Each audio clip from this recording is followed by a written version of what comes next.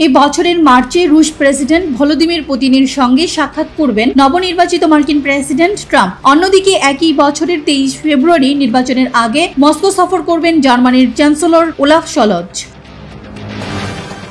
Case waiter তার x হ্যান্ডেলে একটি পোস্টে ট্রানা সংবাদপত্রের উদ্ধৃতি দিয়ে লিখেছেন, আগামী 23 ফেব্রুয়ারি জার্মানির চ্যান্সেলর ওলাফ শলজের সঙ্গে পুতিনের সাক্ষাতের অধিক সম্ভাবনা রয়েছে। এছাড়া মার্চে পুতিন এবং ট্রাম্পের মধ্যে বৈঠক নির্ধারিত হয়েছে। তবে পুতিনের সঙ্গে পশ্চিমা ব্লকের নেতাদের সাক্ষাতের বিরোধিতা করেন কেস ওয়েটার।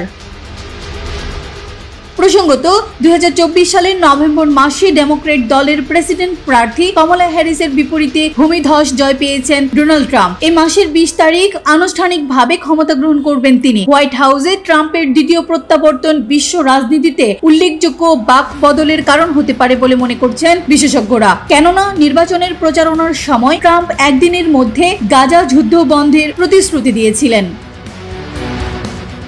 অন্যদিকে রাশিয়া ইউক্রেন যুদ্ধের বিষয়ে নবনির্বাচিত মার্কিন প্রেসিডেন্ট বলেছেন যে তিনি থাকলে এ যুদ্ধই হতো না। তার এসব প্রতিশ্রুতির ভিত্তিতে ট্রাম্প পুতিনের বৈঠক বিশ্ব রাজনীতির জন্য বেশ গুরুত্বপূর্ণ ঘটনা। সিরাজ মুনিরা, ঠিকানা নিউজ ডেস্ক রিপোর্ট।